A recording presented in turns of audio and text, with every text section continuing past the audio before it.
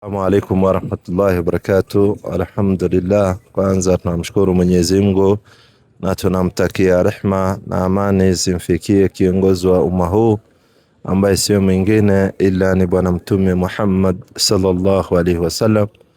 Mimi wananiita Salim Wycliffe. Asante sana. Mimi Muislamu.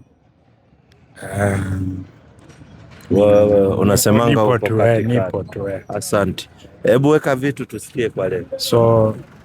Swali langu leo, najua nyinyi ni mmesoma dini kuniliko. Sisi tunaendelea kusoma, bado ni wanafunzi pia. Nimetaka munielezee tofauti ya Isa na Yesu kulingana na hizi vitabu mbili. Asante sana. Tofauti ya Isa na Yesu ni kwamba Yesu ni jina lililotungwa, ambao ni jina feki, ambao watu walikuja wakanikine nabii wa Mwenyezi Mungu, jina ambao ni feki. Yesu linatumika katika East Africa, sio jina ambalo mamake alipomzaa alimuita. Tunaambiwa mamake akimzaa atamuita hivi, Qur'ani 3:45. Sasa Yesu ni jina linatokana na East Africa, jina la Kiswahili, ambao mamake Yesu ambaye ni mamake Isa hakuongea lugha ya Kiswahili, aliyemuita hivi alipomzaa. Tupe vitu. Bismillahirrahmanirrahim. Tupe vitu. Kumbukeni waliposema malaika, asante ewe Mariamu, Mwenyezi Mungu anakupa habari njema za kumzaa mtoto bila ya mume. Tupe vitu. Bali kwa kutamkonelo tu litokalo kwake la kukwambia zao ukazaa pasina kuingiliwa. Tupe vitu. Jina lake ni Masihi Isa mwana wa Maryam. Unasikia? Jina lake ni Masihi Isa ibn Maryam. Leo Muislamu ambao yuko katika Jerusalem anamuita Isa. Leo Muislamu yuko Palestina anamuita Isa. Leo Muislamu yuko Bosnia anamuita Isa. Leo Muislamu yuko Russia anamuita Isa. Leo Muislamu yuko Maka anamuita Isa, na Muislamu yuko Kenya anamuita Isa. Lakini leo Muislamu Mkristo ambaye yuko hapa Kongo hawezi muita Yesu, anamuita Jezi, kwa sababu anatumia Kifaransa. Ukitoka hapo uende hapa kwa wazungu anamuita Jesus. Ni jina ambao waliweka ya kupanga wakabadilisha, ndio watu wasipate ile lengo. Ukimuuliza Mariamu alipomzaa alimuitaje kwa lugha yake, hana habari. Sasa swali langu ni ni ule Isa, ule ni Isa ambaye wamekuja kumtengeneza ndio wabadilishe mpaka wamfanye kuwa ni Mungu. Ni nabii wa Mungu ambao walileta majina feki ili wambadilishe the original yake. Ndio, na once ukiona jina yako imeanza kubadilishwa, kuna kitu kinataka kufichwa ndani yake. Hiyo kumuita Yesu, Jesus, hizo ni lugha. Lakini sasa swali langu haswa nilitaka kama mnaweza nifafanulia ama nitofautishia maisha ya huyu Isa na ule mwenye wa Kristo wanamwamini, whether Yesu, Jesus, hizo maisha yake. Kuzaliwa ni kama inafanana somehow, kuna similarity ya Biblia na Quran, lakini sasa kuja kwake kwa Biblia wanaelezwa aliingia kanisani, hizi mambo zote, kuja miujiza ya Lazaro nini. Je, nabii Isa pia alifanya hivyo kama ya Biblia? Asante sana. Kwanza katika Biblia kuna fabrication nyingi sana wameweka, lakini katika Qur'ani tumeelezwa ni kweli kafanya miujiza, lakini Qur'ani haikututajia huu muujiza alifanya kwa Lazaro, huu muujiza alifanya kwa nani. Hapana, tunaambiwa alifanya miujiza. Qur'ani hiyo 3:49 naambiwa alifanya miujiza na atamfanya mtume kwa wana wa Israeli. Kwanza tunaambiwa atakuwa ni mtume kwa wana wa Israeli, kuwaambia nimekujieni na hoja kutoka kwa Mola wenu. Tupe vitu. Ya kwamba nakuumbieni katika udongo kama sura ya ndege, kisha nampuriza mara anakuwa ndege kwa idhini ya Mwenyezi Mungu. Kwanza alikuwa anafanya miujiza, anachukua matope anatengeneza kama ndege wa angani, kisha anampuliza anakuwa ndege kwa idhini ya Mwenyezi Mungu. Tupe vitu. Na ninawaponesha vipofu. Na alikuwa anawaponesha vipofu, yani wale watu wapofu hawana macho. Hatujaambiwa aliponyesha kipofu huyu anaitwa hivi, huyu anaitwa hivi katika Qur'ani. Hatujaelezwa particularly huyu anaitwa hivi, huyu anaitwa hivi. Tupe vitu. na wenye mabalanga. Na wenye mabalanga, kulikuanga na ugonjwa ambao wa balanga hizo. Tupe vitu. Na ninafufua baadhi ya waliokufa. Na alikuwa anafufua baadhi ya waliokufa. Hatujapiwa particularly alifufua fulani bin fulani bin fulani. Labda ukuje katika vitabu vya visa vya manabii, labda upate huko, lakini katika Qur'ani tumeambiwa alifanya hii miujiza. Tupe vitu. Kwa idhini ya Mwenyezi Mungu. Asante. Na nitakwambieni mnavyovila na mnavyoviweka akiba katika nyumba zenu. Tupe vitu. Bila shaka katika haya imo hoja kwenu, ikiwa nyinyi ni watu wa kuamini. Na nitakuwa msadikishaji wa yale yaliyokuwa kabla yangu katika Taurati. Na nimekuja ili nikuhalalishieni baadhi ya wale mliharamishiwa. Na nimekujieni na hoja kutoka kwa Mola wenu.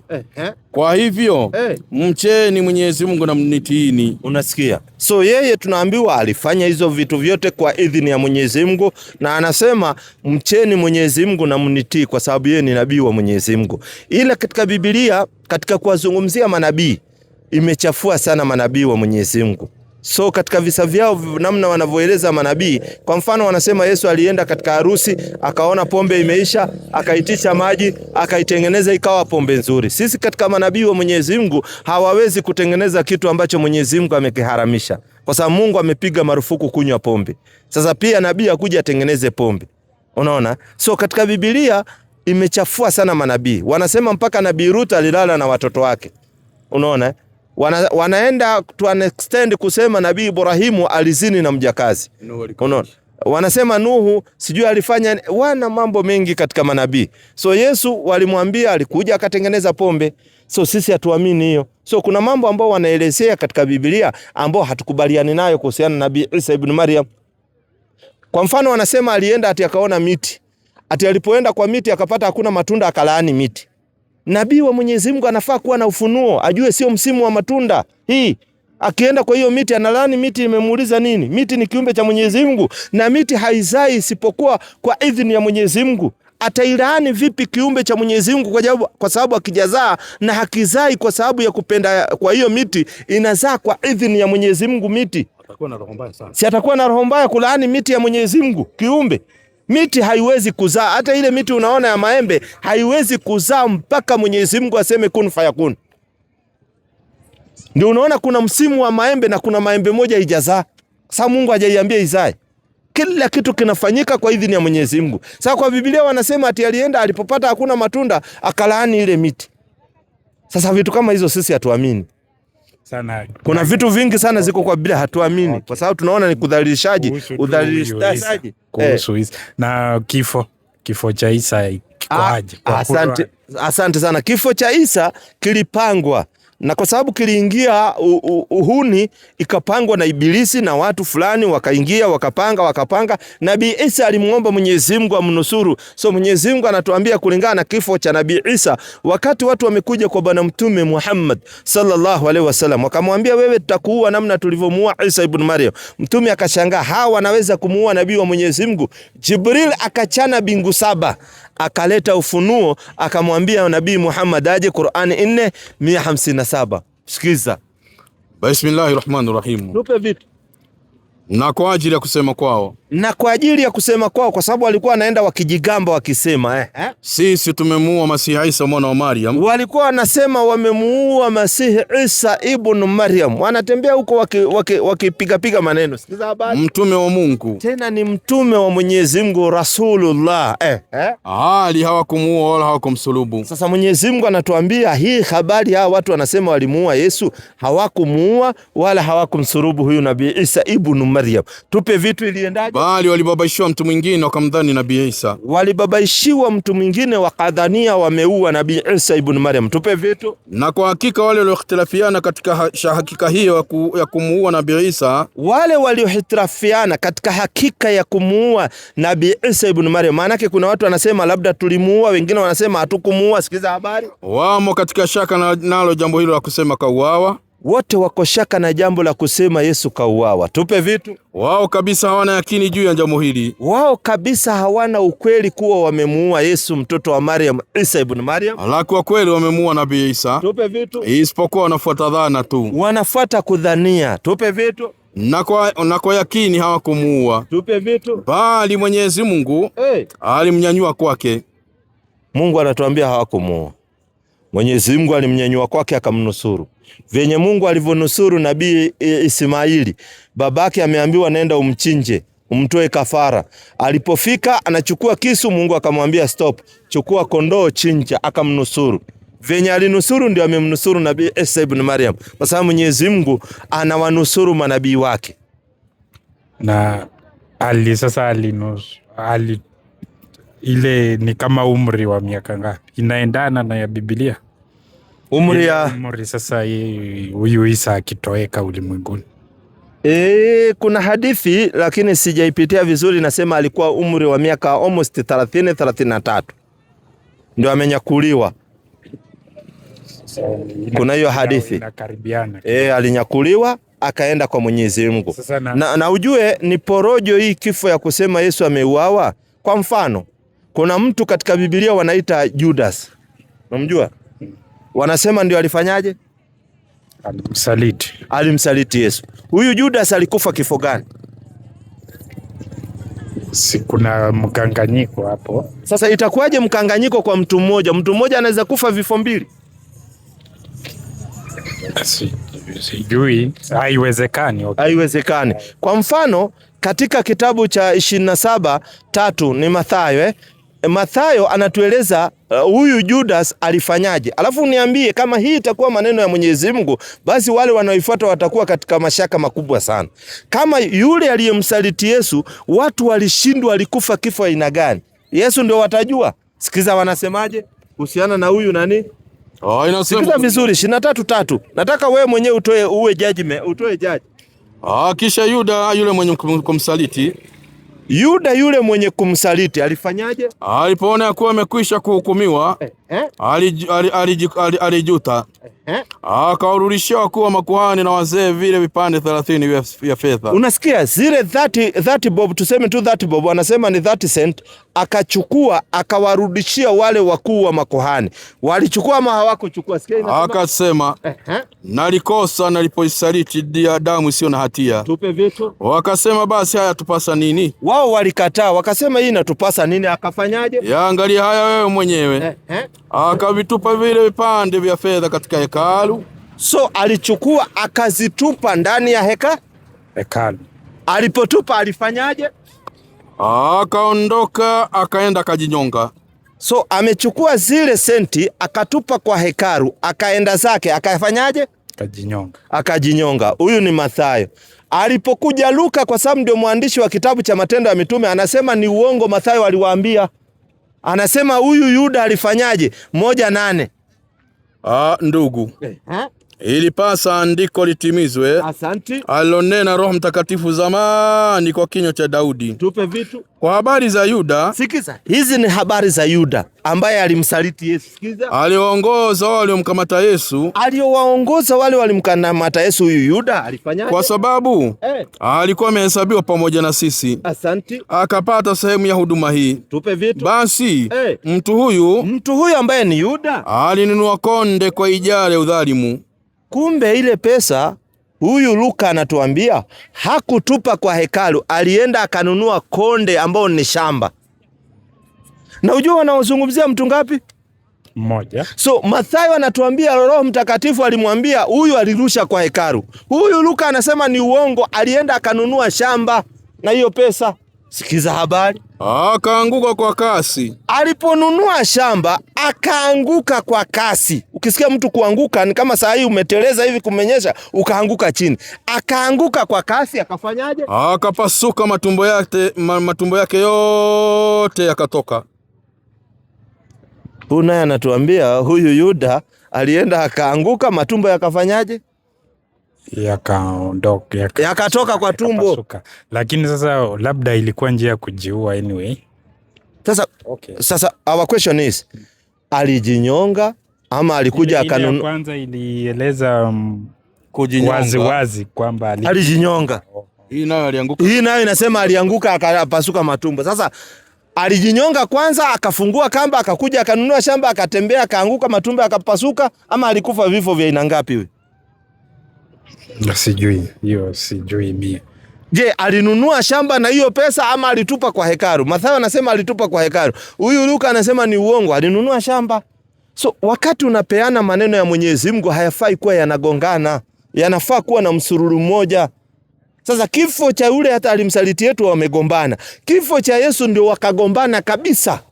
Wengine wanasema tulisulubisha saa 3, wengine wanasema ni uongo saa 7 huyu mtu yuko mahakamani, mwingine anasema ni uongo huyu jamaa akiwa msalabani anaongea, mwingine anasema ni uongo huyu jamaa tuliua chini ndio tukaweka kwa miti. Hii mganganyiko kwa Qur'ani hakuna leta. Kwa Qur'ani imesema, sikiza, Qur'ani imesema, utakuja nao kesho. Qur'ani imesema hawakumuua, Mwenyezi Mungu alimnyanyua. Hakuna aya inayosema aliuawa. Sio kuhusu tu Yesu, but tu mgongano mwingine. Enda ulete. Ayayaya. Tunaambiwa hawaizingatii nini hii Qur'ani. Kama kabisa we kuja na yote, kama hii Qur'ani haingelitoka kwa asiyekuwa Mwenyezi Mungu, basi wangelipata mgongano ndani yake. Wangeipata. Lakini kwa sababu imetoka kwake Mwenyezi Mungu, inaenda kwa kunyooka. Ikisema Muhammadu Rasulullah, hakuna aya nyingine itasema Muhammad si mtume, yote inasema Muhammad ni mtume wa Mwenyezi Mungu. Ikisema Isa ametumwa kwa wana wa Israeli, zote zinasema Isa ametumwa kwa wana wa Israeli. Hakuna mgongano wa kubadilisha. That's why tukachagua, Mwenyezi Mungu akatupendelea, akatupa Uislamu, tukawa Waislamu. Alhamdulillah kwa neema ya Uislamu. Ni dini ambayo haina migongano. Na dini imekamilika katika Uislamu. Kuja nayo kesho. Nenda ukuja nayo. Leta. Mwisho ni hii nabii na mtume, kuna tofauti? Kuna tofauti. Ni nini? Nabii unaweza kuwa nabii na we si mtume. Mtume ni mtu anayetumwa kwa watu kupeleka risala. Anapeleka ujumbe fulani kwa watu fulani. Nabii anafunuliwa. Kwa mfano, Nabii Ibrahimu alayhi salam alikuwa ni nabii lakini si mtume. Kwa sababu Ibrahimu hakutumwa kwa kaumu fulani kuwafikishia ujumbe huo. Yeye ni nabii wa Mwenyezi Mungu. Adam ni nabii. Vada vizuri. Lakini kuna wale ni manabii na ni mitume. Kwa mfano, Isa ni nabii na ni mtume. Muhammad ni nabii na ni mtume. Ukija kwa Musa alayhi salam ni nabii na ni mtume. Anabeba zote mbili. Na wapo. So unaweza kuwa nabii na we si mtume, lakini huwezi kuwa mtume na we si nabii. Nielewe vizuri. Sasa ukiwa mtume unabeba zote mbili. Unakuwa ni nabii na mtume. Mtume anapeleka ujumbe. Anakuwa ni nabii alafu anatumwa specific kwa watu fulani kupeleka ujumbe. Kwa mfano Nabii Musa alayhi salam amekuwa ni nabii na akapewa utume, akatumwa kuenda kuwaleta wana wa Israeli na kuwafikishia ujumbe na kuwaleta katika sehemu ambayo Mwenyezi Mungu amemwamrisha. Nabii Isa Mwenyezi Mungu amempa utume kumtuma kwa wana wa Israeli. Mtume Muhammad sallallahu alaihi wasallam Mwenyezi Mungu amempa unabii na akampa mtume na akamtuma kwa ajili ya walimwengu wote. Ndio akaambiwa wa ma arsalnaka illa rahmatan lil alamin. Isa alitumwa wapi? Isa alitumwa hapa Qur'ani 4:49. Wewe ametumwa.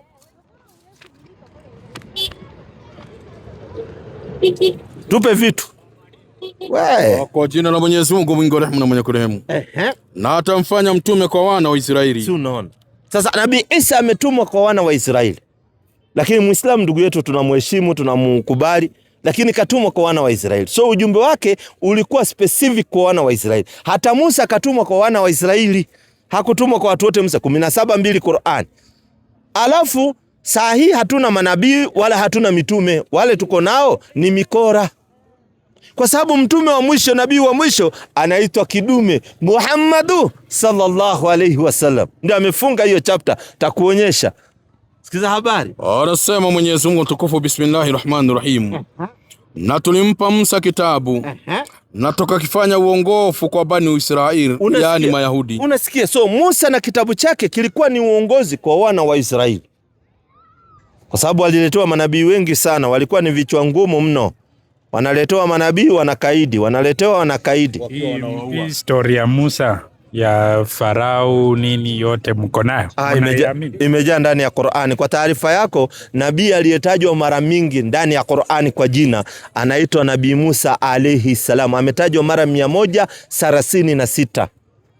kwa sababu kuna visa mingi, namna alivyoenda kwa Firauni, namna Firauni alileta ukaidi, namna alivyomkimbiza, namna alivyopitishwa katikati ya bahari. Kila kitu tumeelezwa katika Qur'an, kutoka kuzaliwa, namna alivyotupwa katika nini. Inafiana na Biblia ama zinaenda sambamba? Katika Biblia kidogo kuna mambo yanaenda yanahitirafiana, japo katika Biblia. Unajua sasa Biblia kidogo wanasema vitu vingine walitafuta. Na Qur'ani ni ufunuo. Bwana Mtume Muhammad sallallahu alaihi wasallam ndiye alikuwa anapewa ufunuo. Nabii Musa alienda hivi na hivi na hivi na ufunuo uko barabara kabisa. Yusuf kuuzwa.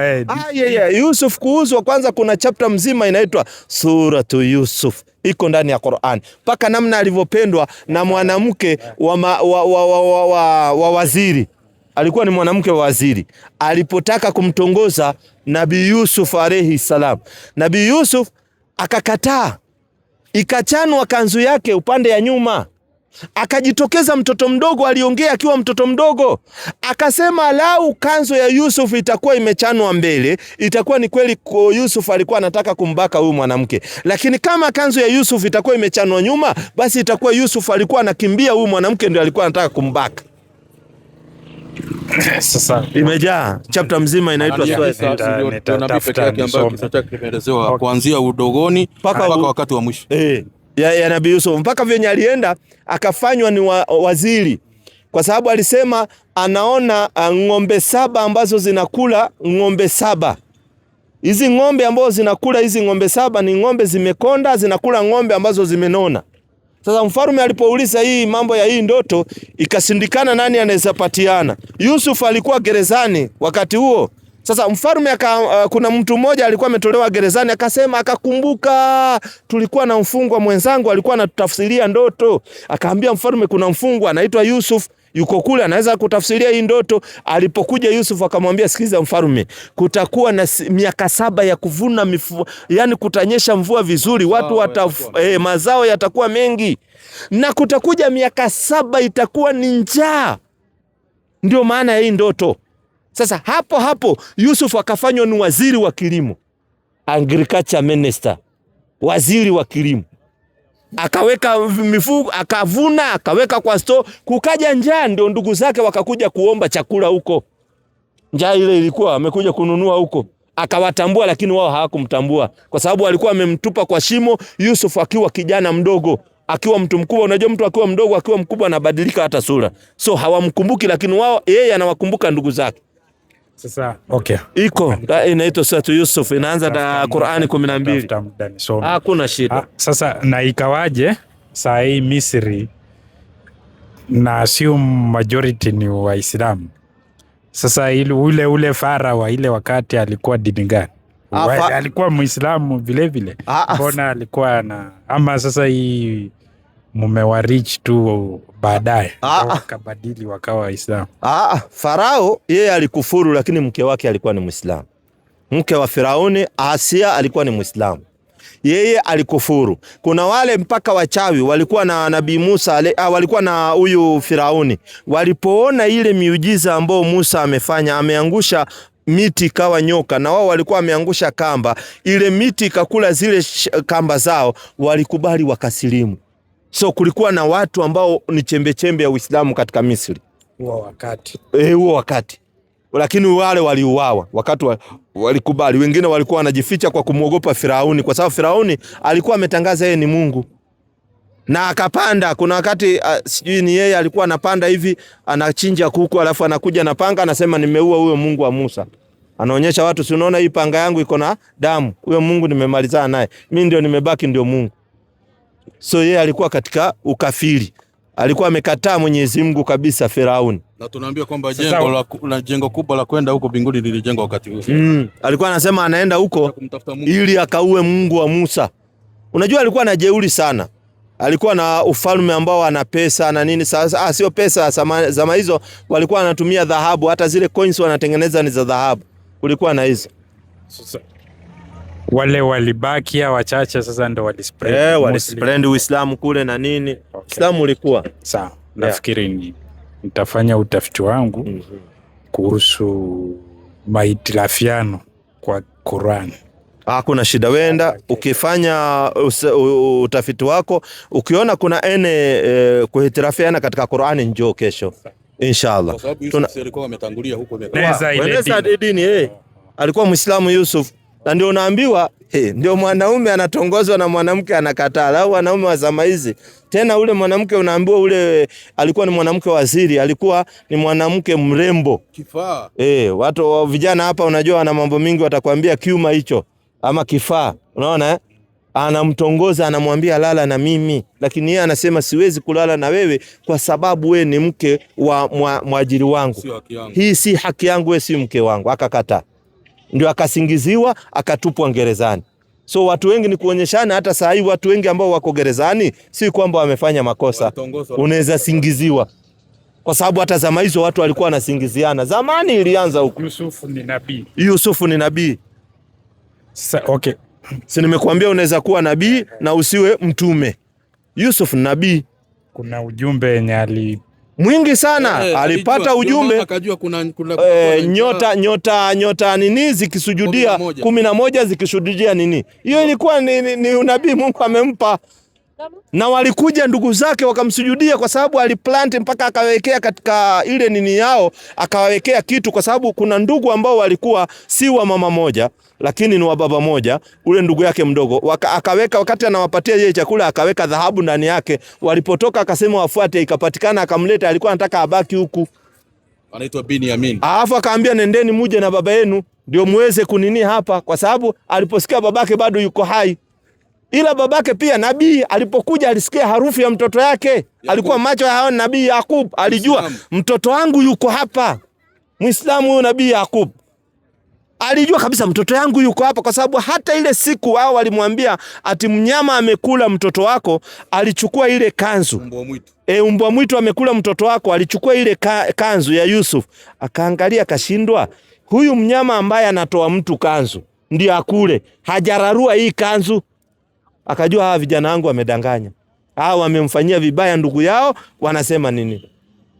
Na akawa anasema huyu ndugu yenu yuko bado hai. Wao akamwambia wewe umekuwa chizi kwa sababu umezeeka, so wenda ufanye research, ukipata hiyo nini. Kisa ya nabii Yusuf ni kubwa, tena ndio unaambiwa alikuwa handsome Yusuf. Wakati hiyo kisa unaambiwa ya Yusuf, alipoona ule mwanamke alipoanza kupata ile, wa mama wanasema mke wa waziri anamtaka mjakazi, mtu wa kufanya kazi kwao, akaita wanawake wote katika ule mji, akawaambia kaeni hapa, akawapatia vitunguu, na wengine wanasema akawapatia kama vitu kama karoti ama nini, wanakatakata hivi.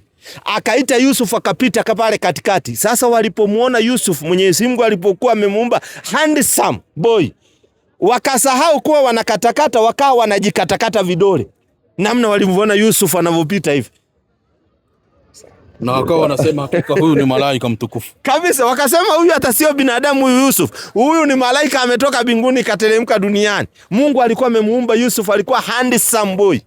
So karibu sana, kisa ya Yusuf kubwa sana. Karibu brother. Hiyo research. Wewe kwanza kisa ya nabii Yusuf ukisoma katika sura ya 12 ndio inaitwa sura tu Yusuf. Msururu wake unaenda ukipata radha. Hatujambo. Majina kamili ni Boniface Wafula. Boniface Wafula. Asante. Muislamu Kristo? Mimi bado sijaingia kokote, maana nimeangalia venye watu wanakaa, nimewacha, sijaenda popote. So wewe sio Muislamu wala wewe sio Mkristo, na kaka yangu niliyokuwa naye sio Muislamu wala sio Mkristo. Watu wamehama Ukristo siku hizi. Gosi wote ukiwauliza mwanzo walikuwa Wakristo, wakahama wakakaa katikati. Haya, lete maswali. Sawa. Ndio ndasema kwa nini si yuko church? Mambo yenye naona saa hizi ni tofauti. Watu wanaingia na longi kwa kanisa, wengine wanakaa nguo wazi. Hiyo ndio imenikataza kanisa sasa.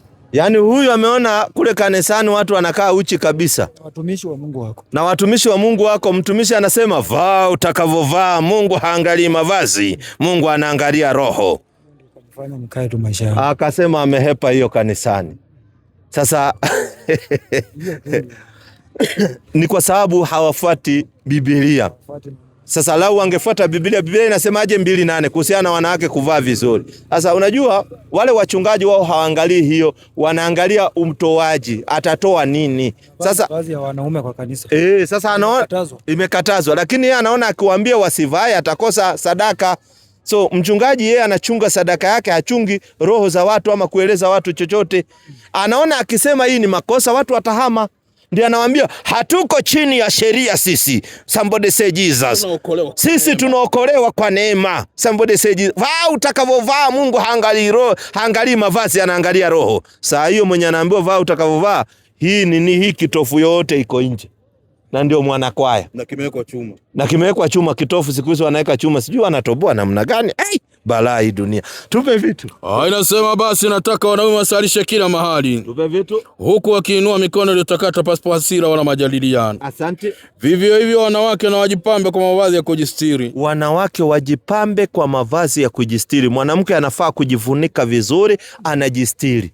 Na ndio unaona katika Uislamu mwanamke ni wajibu, ni sheria avae vizuri.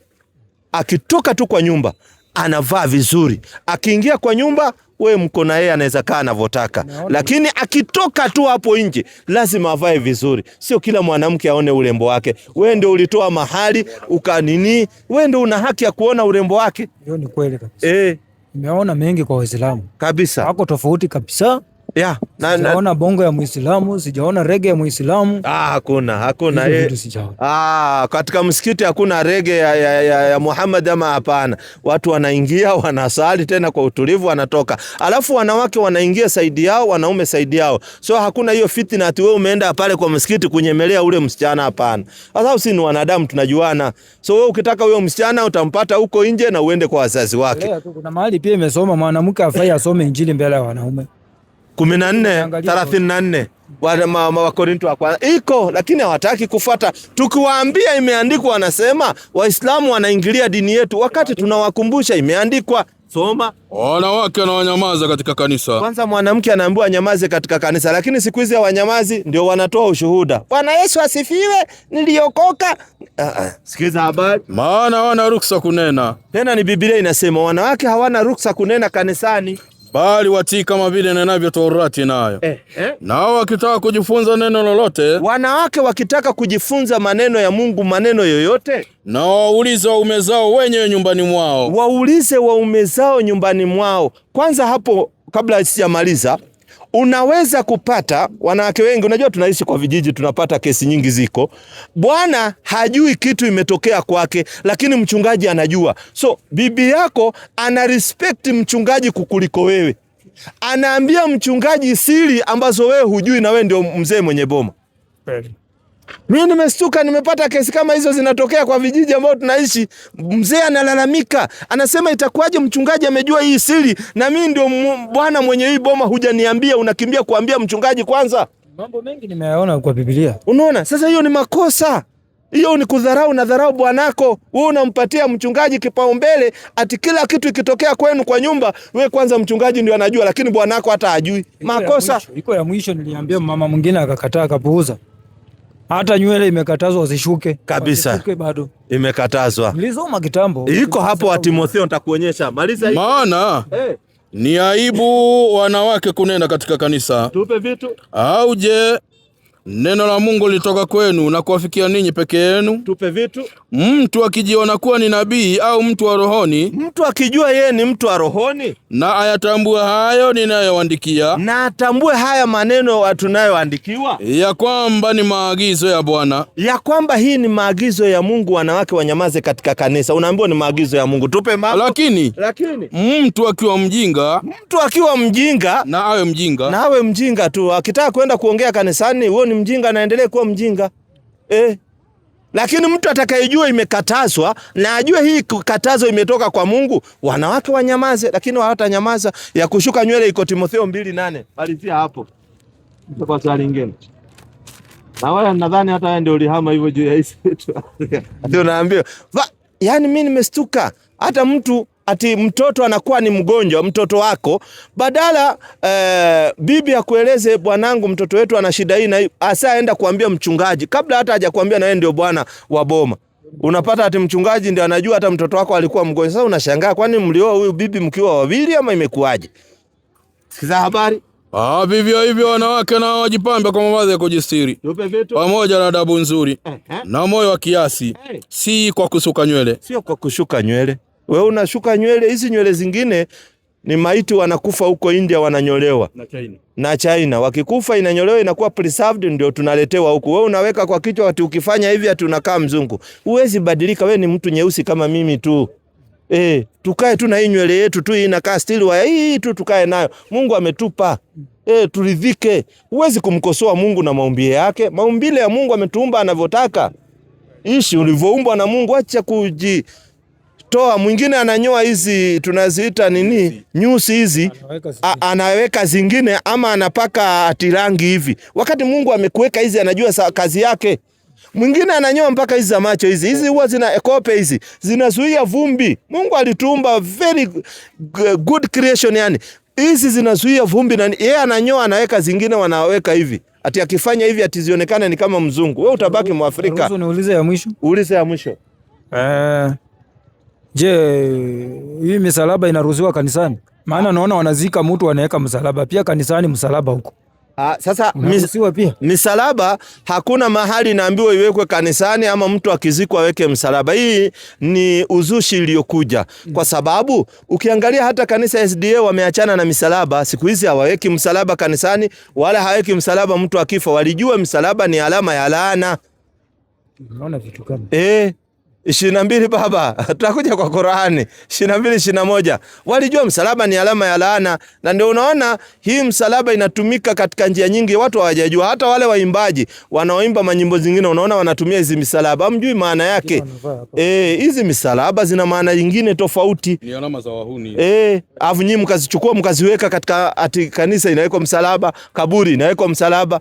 Nani aliyekufa kipindi cha wale mitume akawekewa msalaba? Hakuna.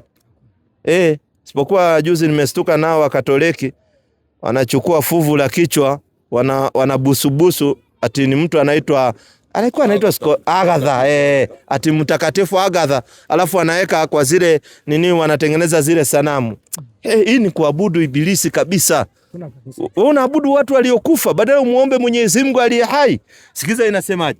Msalaba. Akiwa mtu ametenda dhambi pasayo kufa, akauawa, nawe ukamtundika juu ya mti, mzoga wake usikae usiku kucha juu ya mti. Kwa nini? Lazima utamzika siku hiyo hiyo.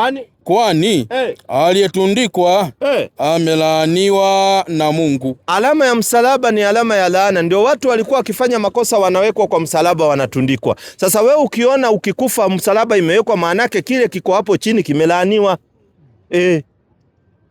Nilijaribu kuongea. Ndio maana yake, enda ulize mchungaji hii maana ya msalaba nini na mlitoa wapi? Kitabu gani inasema mtu akifa awekewe msalaba? Wapi imesema kanisa likijengwa liwekwe msalaba? Hakuna. Ni vitu ambazo watu wanajitungia wanajiletea. Mimi ni hayo tu. Karibu sana katika Uislamu. Nini kinakuzuia kuwa Muislamu? Acha nitaangalia nitakwambia. Asante, karibu sana. Wakati wowote unakaribishwa katika Uislamu. Mimi wananiita Salim. Mimi naitwa Jack. Asante sana Jack. Muislamu, Mkristo Jack? Mkristo. Wewe ndio Mkristo wa kwanza tangu leo nisimame hapa kupatana naye. Wa kwanza aliniambia pia hana dini, alikuanga huko kwa Ukristo akahama. Mwingine ameniambia pia naye alihama huko kwa Ukristo. Sasa imebaki kidogo tuwavute waingie katika Uislamu kwa sababu huko wamechoka nako juu ya tabia zinazoendelea. Na unajua you can fool people sometimes but you cannot fool people all the time. Sasa waliona walidanganyika lakini sasa wamejanjaruka. Swali gani unainjika kwa leo? Swali yangu kwa leo, nilikuwa hapa last time. Na sasa wakati haikuruhusu unijibu swali langu. Sasa nataka tu kuendelea nayo ya hiyo siku. Kwa sababu nimesikia umetaja kitu pia hapo, umesema ya kwamba Yusufu alikuwa Muislamu, si ndio? Lakini wewe mwenyewe hiyo siku ulikuwa umeniambia ya kwamba Uislamu ama Qur'an ilikuwa imeandikwa mwaka wa 700. Na hii mwaka wa 700 venye Qur'an ilikuwa inaandikwa, si tayari Yusufu kitambo sana alikuwa shakufa kitambo. Inakuwaje alikuwa Muislamu? Aliyekuambia Qur'ani ndio imekuja na Uislamu nani? Qur'ani ni kitabu cha mwisho, kimekuja kwa bwana mtume Muhammad sallallahu alaihi wasallam. Kabla ya Muhammad, kabla ya Qur'ani, Uislamu uko. Wako manabii huko mwanzo Waislamu. Nabii Musa alayhi salam Muislamu, walikuwa na kitabu kinaitwa Taurati. So kabla ya Qur'ani kuja, Uislamu ulikuwako. Si ati Uislamu umekuja na Qur'ani. Uislamu ulikuwa kabla ya Qur'ani. 22:78 Qur'an. Tumsaidie kidogo. Tumeitwa mpaka Waislamu katika vitabu vilivyotangulia. Sio katika tu Qur'an, na pia katika Qur'an tumeitwa Waislamu. Vitabu gani hizo? Ngoja kwanza tuende mpola mpola. Bismillahirrahmanirrahim. Naipiganieni dini ya Mwenyezi Mungu kama inavyostahili kupiganiwa. Tupe vitu. Yeye amekuchagueni muwe umulio bora.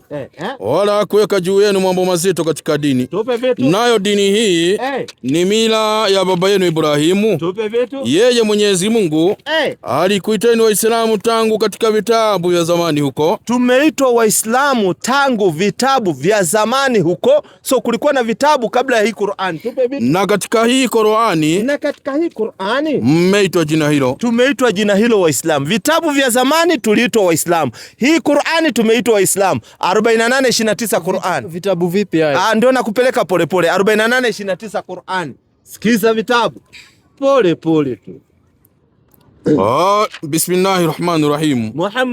Muhammadun sallallahu alaihi wasallam ni mtume wa Mwenyezi Mungu. Tupe vitu. Na walio pamoja naye ni wenye nyoyo thabiti mbele ya makafiri, na wenye kuhurumiana wao kwa wao. Asante. Utawaona wakiinama, Muhammad na wafuasi wake utawaona wakiinama kwa sababu ni Waislamu, kwa kurukuu na kusujudu pamoja. Waislamu wanarukuu na kusujudu pamoja. Huyu Muhammad, tupe habari. Wakitafuta fadhila za Mwenyezi Mungu na radhi yake. Tupe vitu. Alama zao zi katika nyuso zao kwa taathira athari ya kusujudu. Waislamu alama zao zi katika nyuso zao kwa taathira athari ya kusujudu. Tupe vitu. Huu ndo mfano wao katika Taurati. Huu ndio mfano wa Waislamu katika Taurati ambayo ilipewa Nabii Musa alayhi salam.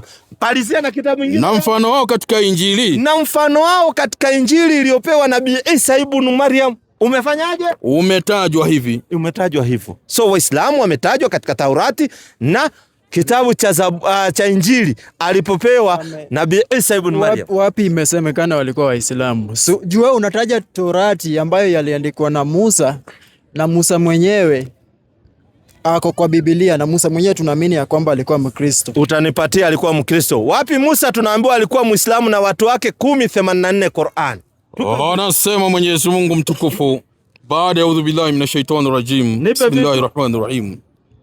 Na Musa akasema, angalia vizuri, ni M-U-S-A, Musa.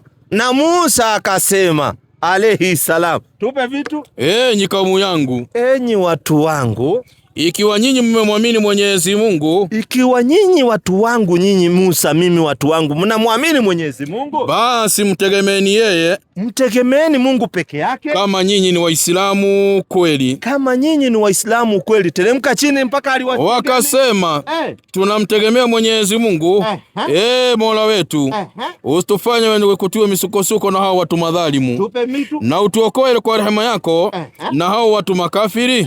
Na tukampelekea wahi Musa na ndugu yake ya kuwa watengenezeeni majumba watu wenu katika mji, na zifanyeni nyumba zenu ndiyo misikiti. Musa aliambiwa ajenge misikiti akiwa hai. Aliambiwa ajenge msikiti. Kuna zile 10 commandments kwa Quran. Zipo 10 commandment. Ngoja kidogo. 10 commandment hatuna katika Qur'ani. Tuko na zaidi ya 10 commandment. Tuko na zaidi ya 10 commandment. Sasa 10 commandment tutajie moja baada ya nyingine tutakutolea. Wewe unajua gani na gani? Sasa ya kwanza nataka nikutajie zote. Mimi najaribu kuasimu ya kwamba labda Musa wenyu na Musa wetu ni watu tofauti kabisa. Sasa taja moja hakuna shida. Ule Musa moja vitu zingekuwa huko kwa Biblia ndo zingekuwa huko, lakini nyinyi mna vitu tofauti. Sasa labda huyu Musa ambaye alikuwa naongelewa na Muhammad sio ule Musa wa Biblia. Asante. Haya, tutajie sheria ambazo Musa alipewa, tuangalie kama ziko kwa Qur'an. Sheria gani na gani unataka tuangalie katika 10 commandment kama iko ndani ya Qur'an? Tuko na kama ile ya do not kill. Do not kill 17. Ngoja 17:33 inasemaje? Bismillahirrahmanirrahim. Wala msiue nafsi ambayo Mwenyezi Mungu amekataza kuiua. Si ndio hiyo? Mungu amesema tusiue. Mungu amesema tusiue. Amesema, na lakini hiyo iko kwa verse. Mimi nataka mahali ambayo yamekusanywa, unaona katika Biblia zimefuatanishwa Unaona alikuwa anapewa step by step. Iwe imefuatanishwa, wewe umetuambia kuna msiue. Kwa Qur'an tumepata usiue. Lete ingine tuone kama iko. Ingine ni gani? Haina shida ingine. Mimi kitu najaribu kuleta hapa ya kwamba Musa wa Biblia na huyu wa Qur'ani watu tofauti. Sasa amri nyingine. Amri nyingine ambayo ungeleta. Sasa huyu Musa wa Biblia ngoja. Usiibe. Usiibe. Usiibe. Usiibe, do not steal. Do not steal. Sisi pia tumekatazwa kuiba, kuchukua vitu vya watu. Qur'ani ngapi inanitoka? Na alipewa Musa wenyu. Imepewa. Hii ni maneno tunakumbushwa na Mwenyezi Mungu, yamepewa Bwana Mtume Muhammad sallallahu alaihi wasallam, alipewa Musa. Lakini alipewa Musa. Tunanaletiwa alipewa Musa. Wacha tuone. Inanitoka hiyo. Inanitoka. Na umeniambia huyu Musa wenu ni Mkristo Mimi sijasema ni Mkristo ndio, kwa sababu wakati wa Musa hakukuwa na hiyo neno Kristo. Neno Kristo limeanzia wakati ambapo Yesu alikuwa amekuja. Na alikuwa dini gani? Alikuwa amekuja kulay foundation ya kukuja kwa Yesu. Alikuwa dini gani Musa? Nasema tu labda alikuwa Mkristo. Hizo nyakati na Ukristo haikukua. Sasa si umesema kakangu, usinipeleke mbio. Umeniambia wakati hiyo hakuna Ukristo. Sasa imekuwaje? Akaja umeniambia hakukuwa Ukristo. Maana yake Musa hakuwa na dini, si ndio? Hata wakati tupe. Bismillahirrahmanirrahim.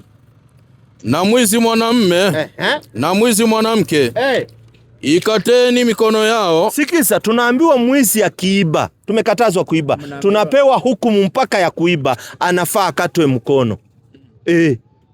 Mwizi, kwa sababu tumekatazwa kuiba, anafaa akatwe mkono, sio kuchomwa na tairi. Haina shida. So tumekatazwa kuiba. Mimi niko sawa na hiyo. Kuna maelezo mengine hapo mwalimu wangu. Tupe vitu. Na humo katika Taurati tuliwaandikia kwamba mtu huuawa kwa mtu, na jicho hutofolewa kwa jicho, na pua hukatwa kwa pua, na sikio humeguliwa kwa sikio, na jino hung'olewa kwa jino. Unasikia, hiyo yote ilikuwa katika Taurati, tumeandikiwa. Taurati, si ndio? Lakini Musa hajatajwa hapa. Na mnasema 10:84. Taurati kwani ilipewa nani? Kwa hapa usiibe. Mimi kitu nilikuwa nataka ya kwamba uende hapo kwa Taurati, hizo vitabu za Qur'an unionyeshe ndio hii Musa alikuwa. Hatuna Taurati. Hii tumepewa Qur'ani. Ngoja kidogo. Na Biblia hakuna Taurati. Na Musa wa Biblia ni tofauti. Musa naye hakupewa Biblia. Biblia ndio unaona wanasema kumbukumbu la Taurati. Maana yake wanakumbuka mambo ya Taurati. Haina shida. Sasa tuende kwa swali langu sasa kabisa, si ndio? Sasa ngoja kwanza, huyu Musa wa Biblia nyinyi mnamwamini? Tunamwamini. Asante. 21:10 ama 22:15, niangalilie kitabu cha Walawi. Alafu tunatuambia alikuwa dini gani? Amesema hakuwa na dini. Yaani amesema ati Ukristo. Si umesema wakati wa Musa hakukuwa na Ukristo. Ndio alikuja kule foundation ya Ukristo. So kuna hiyo andiko Musa alikuwa amekuja kule foundation ya Ukristo. Scripture Jesus alikuwa na refer to Musa as was by Moses. Kwani Yesu alikuwa Mkristo? Yesu. Sasa Ukristo ilianza baada ya kukufa kwa Yesu. So Yesu hakuwa Mkristo. The religion was named after Jesus himself. So Yesu hakuwa Mkristo. Sasa unajua wewe unanijaribu kunikanganya. Lakini mimi kitu najaribu kusema. Unanielezea hivi, umeniambia Ukristo ilikuja baada ya Yesu kufa. Kwa mfano hivi niseme, chama hichi changu kilikuja baada ya baba yangu kufa. Ni kumaanisha babangu hakuwa kwa hii chama, kwa sababu hii chama kimekuja baada ya babangu kufa. So nikisema hii chama imekuja baada ya babangu kufa, ni kumaanisha babangu hakuwa kwa hii chama. So wewe unaniambia Ukristo umekuja baada ya Yesu kufanya? Mimi sisemi hivyo. Mimi nasema ya kwamba hii religion inaitwa the Christians ilianzishwa baada ya Yesu kukufa, which Ukristo it was named after the word Christ. Kabisa. Ni kumaanisha imekuja baada ya Yesu kufa. They are referring to Jesus. Kabisa. Haya. And his teachings. So asante, haina shida. Atakuwaje Christian wakati Kristo imekuja baada ya yeye kufa? Hapana, sisemi Yesu akiwa hai kulikuwa na kitu inaitwa Ukristo. Yesu akiwa hai, kulikuwa na dini inaitwa kulikuwa na mwenendo wa Ukristo. Sijauliza hivyo, nimeuliza yeye Yesu akiwa hai kulikuwa na dini inaitwa dini ya Ukristo. Haikuwa naye. So Ukristo imekuja baada ya Yesu kuondoka. Maana yake Yesu hakuwa Mkristo? Sio maana hivyo. Sijui Kiswahili yangu ndio ngumu. Mimi nakwambia kwa mfano nikisema chama ambacho umeanzisha kimekuja baada ya wewe kufa. Maana yake wewe ukiwa hai ulikuwa kwa hiyo chama? Mimi sikukuwa kwa hiyo chama. Asante. Lakini mimi ndio nilianzisha mienendo ya hiyo chama. Utaanzishaje wakati chama hakuna? Watu wangu baada ya mimi kukufa wakakuja wakaanza kufuata mienendo zangu alafu wakaita na jina langu. Asante. Wapi katika Biblia Yesu alipokufa kuna dini ilikuja inaitwa Ukristo? Imeandikwa wapi? Katika Biblia. Andiko gani mheshimiwa? Yesu wakati alikufa kuna dini iliandikwa inaitwa dini ya Ukristo. Andiko gani? Andiko kwa sahihi siwezi sema. So sahihi huna. Nikienda kufanya research. Utakuja na. Lakini akina Paulo walikuwa ndio nikauliza, wachana na mambo ya Yesu. Paulo, wanafunzi wa Yesu, wapi kuna dini iliitwa Ukristo? Wakati wa Paulo, wakati wa wanafunzi kuna dini iliitwa dini ya Ukristo? Siwezi kumbuka verse but niko sure iko. Asante, uko sure lakini huwezi kumbuka. So kesho utatuletea. Sasa swali langu tuende kwa swali. Kabla ya swali yako kesho nataka utoe ahadi. Kwa sababu watu wako. Kesho nikipata wakati nitawaletea, labda nisipokuja kesho nitakuja siku nyingine juu kuna siku nakuanga busy. Lakini ile siku utakuja utatuletea. Nitawaletea. Naenda kutafuta research, sawa? Aya, wacha tuende kwa swali langu. Sasa swali langu last time ilikuwa ya kwamba ulikuwa umesema ya kwamba Uislamu Qur'an, si ndio? Hata ulikuwa umenisomea verse hapa, ilikuwa imeandikwa mwaka wa 700. Hapo ndio mtume nabii alikuwa amepokea maono, si ndio? Ama ni uongo? Swali yako ni gani? Sasa si najaribu miaka 700 the year miaka tulikuambia ni karne ya 6. Karne ya 6. Karne ya 6, 6th century. Shida yako ni gani? Na sasa mimi nilikuwa naulizia hii 6th century ilipata kama already ni Biblia ilikuwa tayari ilikuwa. Do you have any evidence? 6th century Biblia tupatie. Andiko gani inayosema Biblia ilikuwa andiko gani? Utueleze na pia utupatie andiko. Haina shida, achana na. Usitueleze kama wewe usitueleze kama ile ya wachungaji. Lazima utueleze tuone. Wacha nieleze. Usitueleze kama ile wachungaji wanasema wewe toa sadaka, anayekula ni mchungaji kwa niaba ya Mungu. Sio hiyo. Unataka kutupeleka shaka. Wacha kwanza tuende hivi. Tuko mwaka wa 2026, si ndio? Na hizi miaka zenye tupo tuna count years after the death of Jesus, si ndio? Inamaanisha saizi tuko miaka 2026 baada ya kukufa kwa Yesu, si ndio? So ukiniambia 6th century inamaanisha ilikuwa 600 years after the death of Jesus Christ, si ndio? Hiyo wachana na hiyo ya Qur'an. Wewe umeniambia hivi, Biblia ilikuwa kabla ya Qur'an. Nasubiri unionyeshe mahali Biblia ilikuwa kabla ya Qur'an. Na je, hii Biblia ilipewa nani na iliandikiwa wapi? Qur'an ilipewa Muhammad sallallahu alaihi wasallam. Amezaliwa Saudi Arabia, sehemu inaitwa Makkah ndio amezaliwa. Aliyepewa Biblia kwanza alizaliwa nchi gani? Tuanze hapo alafu tueleze ni mwaka gani. Mwenye alipewa Biblia alizaliwa nchi gani? Kwa sababu Biblia tunajua ni neno la Kigiriki, wanasema Biblos, maana yake mkusanyiko wa vitabu. Sasa swali, huyu aliyepewa hii Biblia anaitwa nani? Alizaliwa na nani? Sasa na lini na wapi? Lini unataka miaka? Sasa kitu hiko Biblia haikupewa mtu mmoja kama Muhammad. Biblia haikupewa mtu mmoja, anasema ilikuwa na waandishi tofauti. Sijauliza waandishi. Aliyeshika hivi akasema ni Biblia hivi ni nani huyo? Kwa sababu hata Qur'ani yenyewe Muhammad. Wachana na Qur'ani, tuko kwa Biblia. Sinakupa maelezo basi. Nakwambia ya kwamba Biblia haikupewa mtu mmoja, walipewa waandishi tofauti. Nchi gani? Tunaweza sema around hapo Syria. The modern day Syria. Imeandikwa. So unaona anasema Biblia umeandikwa hapa Syria. Syria walioandika hapa ni Waarabu ambao wako Syria. Kwa sababu nieleze. So Biblia imeandikwa na Waarabu ambao wako Syria. Ni Syria, nimesema ni around the modern, tuseme ni modern day Syria, alafu kuna hapo mali tunaita Israel. Si ndio? Israel ni kitu imetengenezwa 1948. Saudi Arabia. So Biblia imetoka Saudi Arabia. Parts. Unajua hiyo time. Nyewe Wakristo sikizeni vizuri Biblia yenu imetoka Saudi Arabia. Sijasema hivyo parts. Si umetuambia part, maana yake imetoka parts za Saudi Arabia. Kwa saa hii ndinaitwa hivyo, lakini hizo enzi labda ilikuwa na jina tofauti. Tunajua imetoka hapo kwa sababu katika Biblia ukiangalia kuna mahali zinatajwa, kama kwa mfano tukiangalia Lake Galili ni mahali ipo, si ndio? Ama vipi? Lakini hizo kariri ziko Jordan. Jordan ni nchi ambayo inajulikana percentage kubwa ni kina nani? Ni Waislamu. So inamaanisha Biblia umetolewa kwa Waislamu ndio mkaletewa. Kuja kuconvert baadaye. Jordan ni Waarabu. Jordan ni Waarabu. Kaka yetu amesema vizuri kuwa hii Biblia mmeletewa na Waarabu. Sijasema hivyo mimi. Si wale umetuambia ni Waarabu ambao waliconvert tena. Kwa sababu ndio wanaishi pale Jordan. Unajua mnanigeuza maneno, mimi sijasema ile andiko na ametuambia imetoka pata ya Saudi Arabia. Saudi Arabia tunajua ni Waarabu wanaishi kule. Kwa sasa ndio tunaita Saudi Arabia, lakini enzi hizo labda ilikuwa na jina tofauti. Nani walikuwa wanaishi sehemu hizo enzi hizo? Kwa mfano ukiangalia katika Biblia kuna mahali imetajwa ilikuwa inaitwa Persia. Na Babylon. Persia ni Iran. Na Babylon. Persia ni Iran. Kwa sasa hii inaitwa Iran. So, na hao wa Persia ndio wa Iran tu. Na ndio hii iko hapa inakueleza kila sehemu. Na hao Arabuni hiyo ilikuwa inaitwa bara Arabu yote. So ni Arabuni. Na hao Persia ndio wa Iran. Na ndio wamekuwa pale miaka na ndio unasikia wa Persia zamani walikuwa ni wapiganaji vita wakali sana. Na ndio unaona hata sasa hivi wameshindikana kupigwa. Kwa sababu wale ni watu wanajua vita tangu jadi na jadi wa Persia. Ilikuwa Persian Empire inajulikana. Sasa kama Biblia imetoka kwa Wairan. Kwa sasa inaitwa Iran. Kama so Biblia imetoka kwa Iran. Saudi Arabia pia labda hizo siku ilikuwa na jina lingine tofauti. Ilikuwa inaitwa Arabia. Ilikuwa inaitwa Arabia. So Biblia in short imetoka Ugiriki, Greek.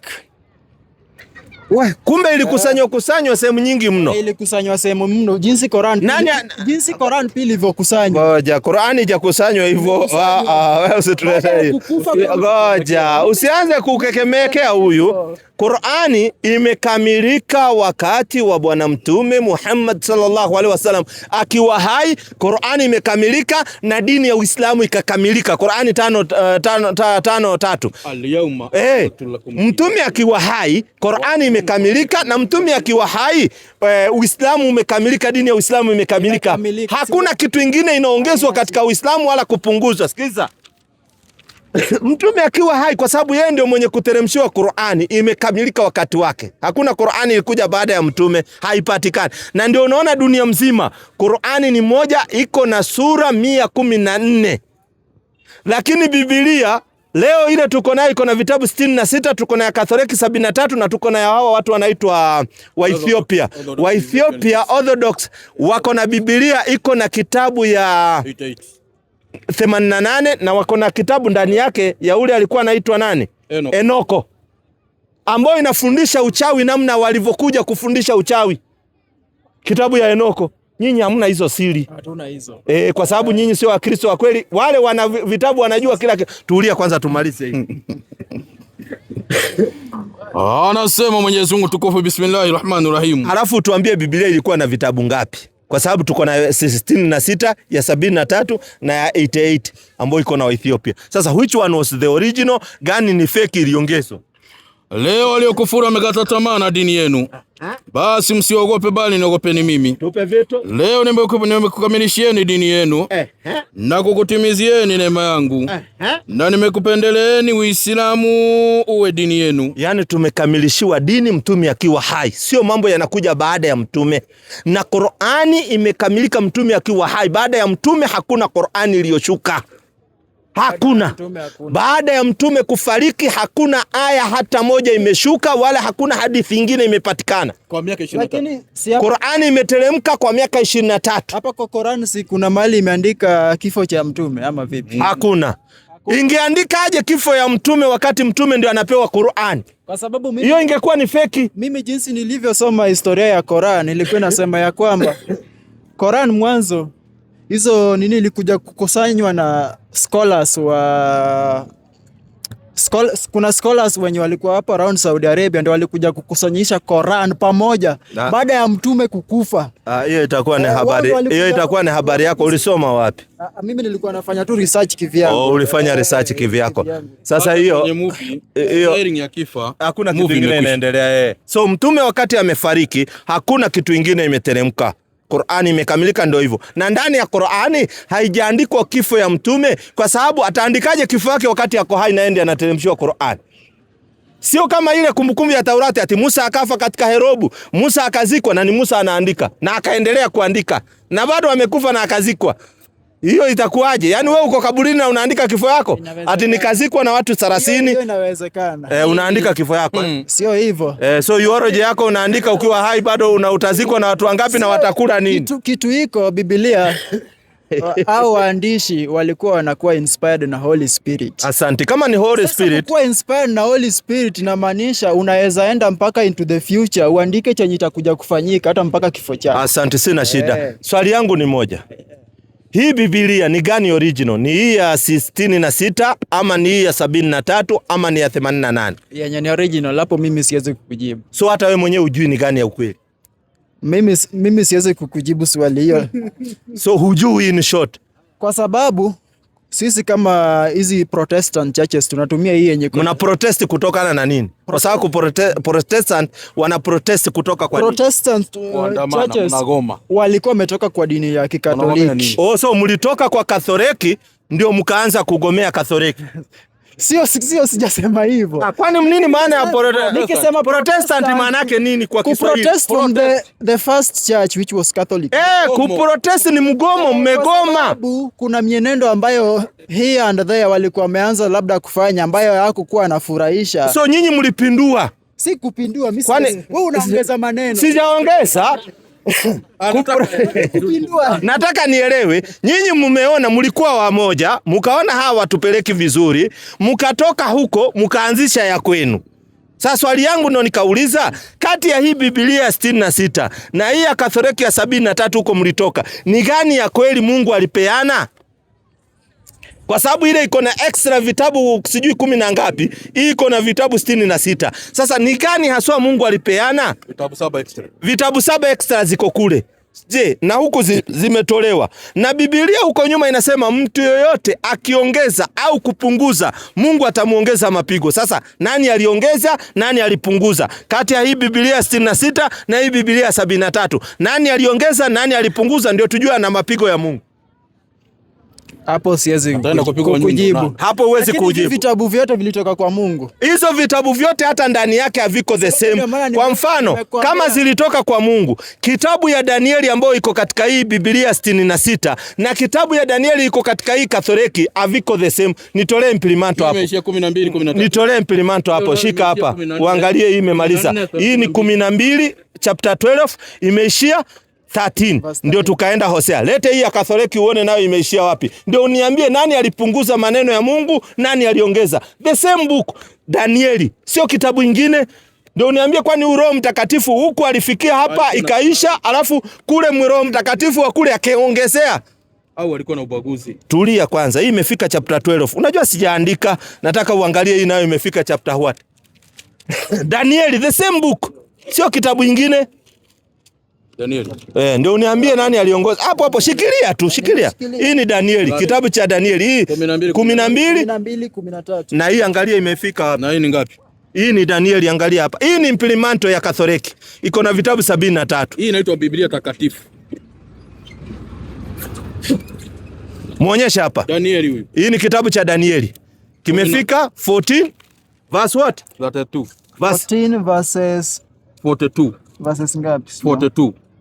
Imefika verses 42. Verses 42. Na hii imefika hii imefika 12. So hapa kuna 13, chapter 13 na chapter 4 na chapter 14. Sasa waliongeza hapa au ni mwenye aliyepunguza hapa? Nani? Kwa sababu ni kitabu kimoja. Kwani kitabu ya Danieli huyo Roho Mtakatifu aliyekuwa analeta ni roho wawili tofauti ama roho moja?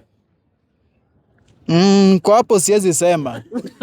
Kwa sababu hii muda ambayo Biblia walikuwa naunganisha Biblia, tayari Biblia ilikuwa ishapeanwa na Roho Mtakatifu. Sasa haya labda yaweza kuwa. Sasa ni gani ilipeanwa na Roho Mtakatifu? Ukora za kibinadamu mimi sasa siwezi sema hapo. So ni ukora wa binadamu waliongeza wakapunguza. Labda nifanye research.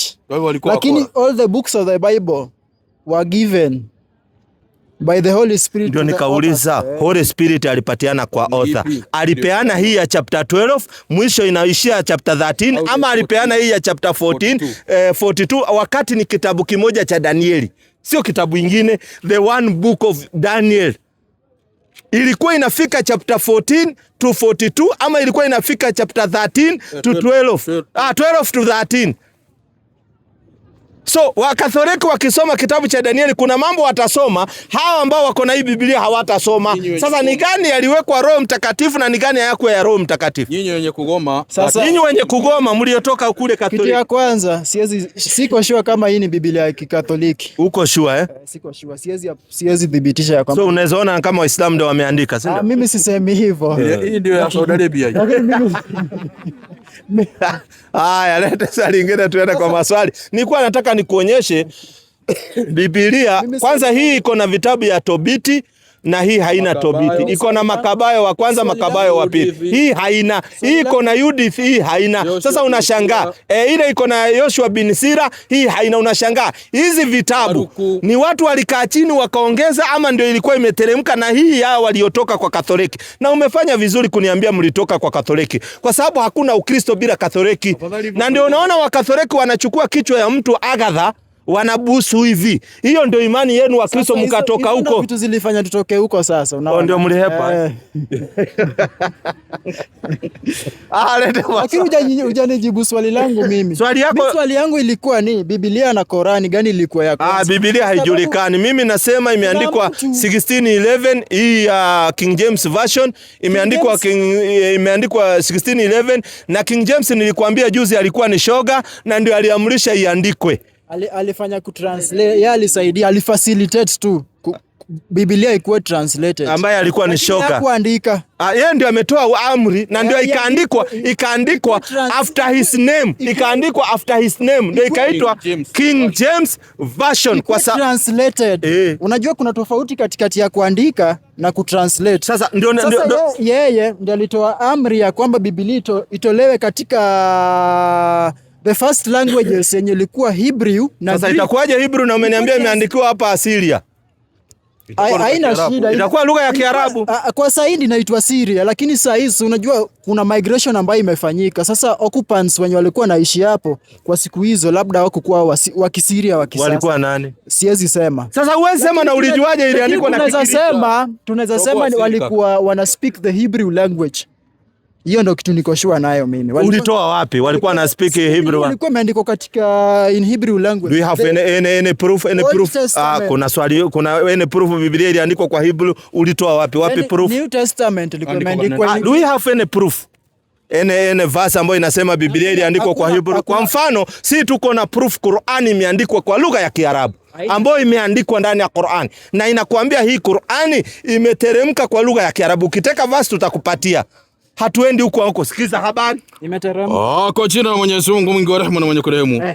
Na namna hivi tumekufunulia Qur'ani kwa Kiarabu. Unasikia, Qur'ani imekuja kwa lugha ya Kiarabu. Haina story sijui nafikiria wale walikuwa wanaishi Saudi Arabia wakati wa mtume waliongea Kizungu, hapana. Isa tueleza direct Qur'ani imeteremka kwa lugha ya Kiarabu. Sasa hii Biblia wapi inasema iliandikwa kwa lugha ya Kiebrania? Hiyo unaosema. Sasa ama ni wewe kufikiria kwako? Si kufikiria kwangu. Ulitoa wapi ushahidi? Hiyo inatoka kwa research ambayo nilikuwa nimefanya. So haiko kwa Biblia. Unakatiza mtu. Si unasema research kwa sababu research I know King James. Ngoja. Research mimi ninavyojua kwa maoni yangu research mtu anaweza fanya research akakosea. Kwa sababu haina proof original. Mimi nakutolea, sijafanya research. Qur'ani imekuja kwa Kiarabu na kusomea Qur'ani yenyewe inasema imekuja kwa lugha ya Kiarabu. Lakini wewe ulifanya research. Mwingine anaweza fanya research akaniambia imekuja kwa lugha ya Kiaramaic. Hata wewe una agree na mimi? Umetaja hapa King James. King James alikuwa ni mfalme ambaye huyu mfalme ukasema yeye ndiye aliamrisha ikuwe translated. Hii ya King James nimekueleza kwa sababu alikuwa ni shoga. Imeeleza nini yake? Imeandikwa wapi alikuwa ni shoga? Umefanya research yake. Unajua yeye sio ndani ya Biblia. Nimekuambia imeandikwa King James version. Nikajiuliza huu King James ni nani? Nikaenda kwa historia ya King James. Nikajua maisha yake na namna alivyokuwa. Alikuwa ni shoga. Maisha yake. Na ndiye mwandishi wa kwa sababu yeye hakuwa amepewa Biblia. Lakini yeye alikaa chini na ile mambo yake alikuwa anafanya, akatoa pesa yake na akaleta watu akamwambia andikeni hivi na hivi na hivi. Andika ku translate. kuandika na kutranslate ni. Haya, una swali lingine niende kwa wengine. Lakini umetufurahisha. Lakini mimi sina swali. Mimi tulikuwa mnataka mkubaliane nayo ya kwamba Biblia iliandikwa mbele ya Korani. Ndiposa mtu alikuwa ananiambia ya kwamba hatuna hiyo ushahidi. Hatuna, ni research yako umefanya na hizo ni research zako umefanya ambazo hazino na hamna andiko. Ndio unaona hata tumeshindwa ni gani iliandikwa kabla ya Qur'ani. Ni ya 66, ni hiyo ya 73, ni hiyo ya 88, tumeshindwa ni gani. Hata wewe mwenyewe umeniambia huna habari ni gani. Acha nimalizie niseme hivi. Mtu alikuwa ananiambia, alikuwa anajaribu kuwagi una mimi. Ndio maana mimi pia nimeona nikuja. Na ndio hatuwagi sisi tunakufundisha. Alikuwa ameniuliza hizo miaka za Biblia na Qur'an kuandikwa. Mimi nikafanya nini? Uchunguzi hapa na pale, lakini sikukuwa nimeridhika. Ndiposa nikakuja kuwauliza, lakini venye mmeeleza haukutupa source ya research yako. Source ya research yako ulifanya wapi? Haina shida. Nimehisia kwamba Biblia ilitangulia Qur'an. Kabisa sina shida. Ndio nataka angalia, tupe tip. Source ya information yako kuwa Biblia ilitangulia Qur'ani ulitoa wapi? Umesoma kwa geography, umesoma kwa gazeti, ili na sisi tuende tukarify pale. Your source ambao ni ya research yako ulifanya kwa kitabu gani? Kwa sababu sisi ni wana researcher, tunataka kwenda kufanya research. Unaposema nilifanya research, quote the book ambao ulifanya research, tuende tukaangalie. Haina shida. Si wewe mwenyewe ndio ulikubaliana na mimi. Qur'ani ilikuja kupewa nani? Huyu kweli atatusaidia ndugu zangu. Haina shida. Nimemuuliza hivi, ni kweli amefanya research kuwa Biblia ilikuja mbele ya Qur'an? Si atupe tip. Nilifanya kwa kamusi, nilifanya kwa hii, ili tuende na sisi tukarify, tukasome pale tupate faida. Yaani wewe unataka upate faida peke yako, hutaki hao watu wote wapate faida. Ulitoa wapi your information? Yaani information zako uko nazo, lakini hutaki tujue kuwa Biblia ilitoka pati ya Arabuni, ilitoka pati ya Syria, ilitoka pati ya Jordan. Hutaki tupate hiyo tip mahali ulitoa na sisi tuende tukasome. Siku hizi watu ni wasomi, usituone hivi hivi mabumbumbu. Tutachukua hiyo kitabu ukituambia, hata tutatoa senti tuende tununue, tusome, tuangalie ni kweli ilitoka hapa na hapa na hapa. Tuwe na hiyo knowledge. Sasa kulingana na wewe, Biblia iliandikwa na hii nyakati ya King James, ama unajaribu kusemaje? Nisiende sana. Kwa sababu mimi tunajua Qur'an imepata Biblia. Sasa ulijuaje? Ulijuaje? Hiyo ndio source ndio nataka. Ulitumia dates. Date gani ulitumia? Ulitoa wapi? Kuambia kwamba miaka tunahesabu after the death of Jesus, na wewe mwenyewe ulitumia kalenda gani? Gregorian calendar? Gregorian calendar hii. Gregorian calendar? Ukiangalia the history of Gregorian calendar imeanza lini? Ukiangalia the history of Gregorian imeanza lini? Kwa sababu Gregorian imeanzishwa na King Gregorian. Imeanzishwa 16 nini? Kwa sababu imeanzishwa na Pope Gregory wa 5. Sasa utatuambiaje ilikuwa huko wakati hakuwa yeye? Ndio ameanzisha, ndio ikaitwa Gregorian calendar, na ndio tunatumia mpaka saa hii. Alianzisha in the year, aliruka tu akaenda 1673. Si tayari ilikuwa inahesabiwa ama wasemaje? Haikuwa inahesabiwa. Sasa ilikuwa inahesabiwa na kalenda gani? Ilikuwa inatumika Julian kabla ya Gregorian. Inaitwa Julian, si ndio? Julian calendar nayo ni ya Julius Caesar. Julius Caesar. Ndio alianzisha nayo hiyo. Ilianza 60 BC. 60 BC na mbele yake kuna ingine. Wewe mwenyewe unasema 60 BC, 60 before the coming of Christ. Hadi wewe unakubaliana? Haya, sawa. Haya. Unamtaja 60 BC. Hakuna shida. Nzuri, mtu akija atuambie source yenye ulifanya research, na sisi angalau tuwe convince, twende tukasome. Sababu wote ni wanafunzi. Tunataka kusoma, kupata elimu. Mimi wananiita Sali. Mimi naitwa Charles. Charles, asante sana. Muislamu Charles, Mkristo. Asante. Injika swali yako. Swali langu ni nyinyi Waislamu, si mnaamini Qur'an? Kabisa 100%. Na Mkristo akiamini Biblia kuna shida? Nani amesema kuna shida? Kwa mfano Mkristo akisema Yesu ni mwana wa Mungu, mbona mpinge? Sisi ile kitu tunapinga kwa sababu Qur'ani imetuambia Mungu hana mtoto. So tunahoji kwa sababu Mungu aliyeumba Mkristo na Mungu aliyeumba Muislamu ni wawili tofauti ama mmoja? Kuna mahali nilikuwa nataka Mungu tusome kwa Biblia. Tutasoma kwa Biblia. Nimeuliza hivi. Tunahoji kwa sababu nilikuwa nasema usinichanganye. Sasa nimekuchanganya na nini? Wewe umeniuliza hivi, hebu sikia swali yako. Venye ameniuliza ina humble way. Ameniambia wao Wakristo wakisoma Biblia wanasema Yesu ni mwana wa Mungu. Kwa nini nyinyi Waislamu mnapinga? Nikamwambia ni kwa sababu Mungu aliyetuumba sisi ndio Mungu aliyeumba Wakristo. Ama kuna Mungu aliyeumba Wakristo kwanza na mwingine akaumba Waislamu kando? Nataka tusome kwanza. Tusome tu kwanza. Soma. Alafu nilete Mathayo 16. Mathayo 16 ngapi? Kuanzia 16. 16. 16 Mathayo. Na Simon Petro akajibu akasema, wewe ndiwe Kristo mwana wa Mungu aliye hai. Yesu akajibu akamwambia, heri wewe Simon mwana wa Bariona, kwa kuwa mwili na damu havikufunulia hili, bali Baba yangu aliye mbinguni. Nami nakwambia wewe ndiwe Petro, na juu ya mwamba huu nitalijenga kanisa langu, wala milango ya kuzimu haitalishinda. Yesu amekubali ya kwamba yeye ni mwana wa Mungu. Hajakubali. Amesema heri wewe Petro Bariona. Aliyesema Yesu mwana wa Mungu ni nani? Petro ndiye amesema. Swali ya Yesu ilikuwa, goja kabla hujafika kwa Petro, swali ya Yesu ilikuwa gani? 16 anza 15. Basi Yesu akaenda pande za Kaisari Filipi. Akauliza wanafunzi wake akisema, watu hunena mwana wa Adamu kuwa ni nani? Yesu anaulizaje? Mwana wa Adamu ni nani? Yesu anauliza watu hunena mwana wa Adamu kuwa ni nani? Huyu mwana wa Adamu ambaye Yesu anasema watu wananena ni nani? Ni nani? Ni nani huyu mwana wa Adamu? Ni huyo mwana wa Mungu, Yesu. Kumbe Yesu mwenyewe alikuwa anajijua yeye ni mwana wa nani? Alikuwa anajua. Yeye ni mwana wa nani? Wa Mungu. Rudia usikie. Basi Yesu akaenda pande za Kaisaria Filipi. Yesu ndio ameenda pale ya Kaisaria Filipi, akauliza wanafunzi wake akasema, watu hunena mwana wa Adamu kuwa ni nani? Yesu anauliza watu hunena kuwa mwana wa Adamu ni nani? So Yesu alijua yeye ni mwana wa nani? Hiyo ni Biblia. Sasa mimi husoma Biblia, si ndio? Yesu akizaliwa hapa, amezaliwa kwa ile njia ya kufichwa.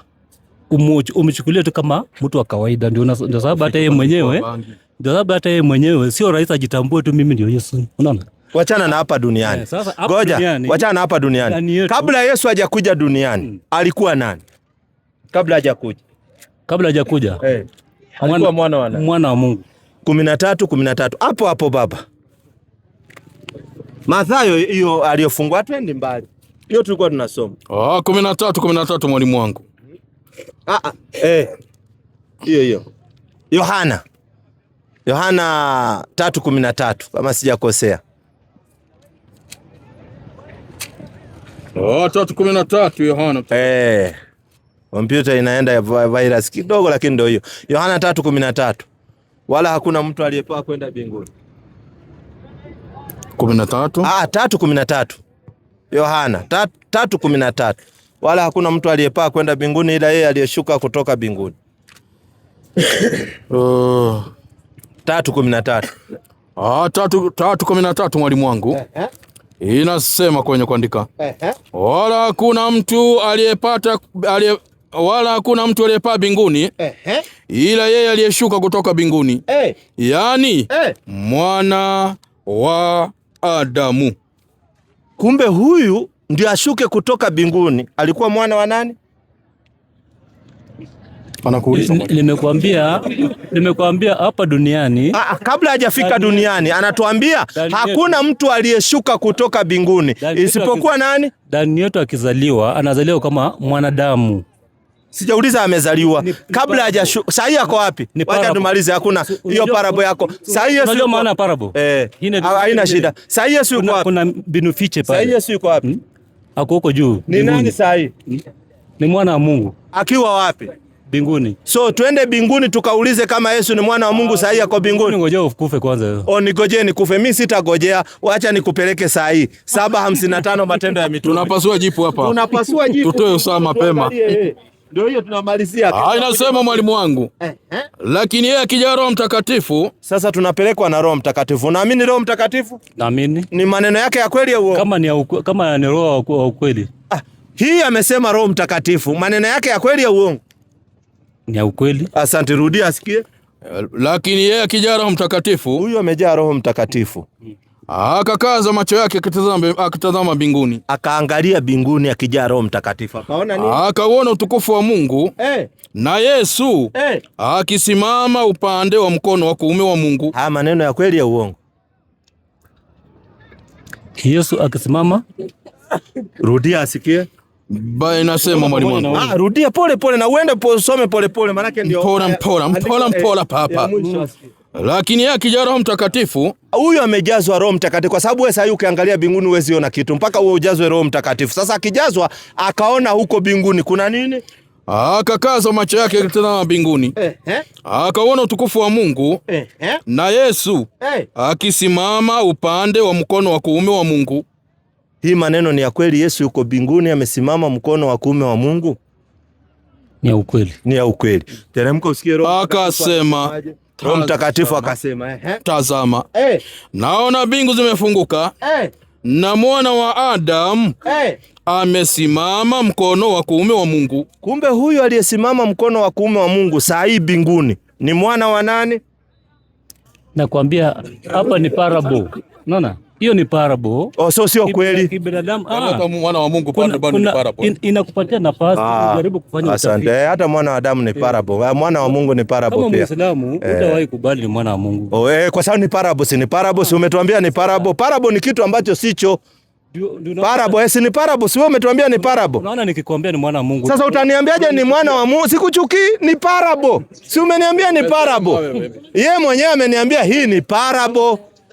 Kwa sababu ameona tunaelewa. Alafu dada yetu anatueleza mkisoma Biblia mtaielewa. So Mungu alileta kitabu, Mungu alileta kitabu ambacho binadamu hawakielewi. Kia kazi gani? Anasema hauwezi kusoma direct, unasoma indirect. Unasoma na unachambua. Hebu karibu hapa, hebu karibu, labda una Roho Mtakatifu. Dada, hebu karibia. Hebu karibia kwanza.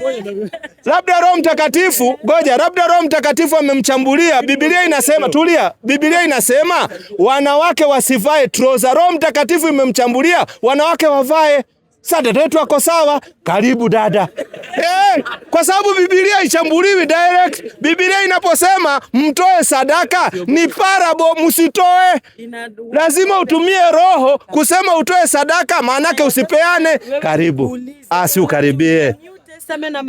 Karibu ya. Si ukaribie hapa. Dada. Karibia usiwe. Sawa. Niko tu sawa hapa. Unasalamia mke wa mtu na mkono?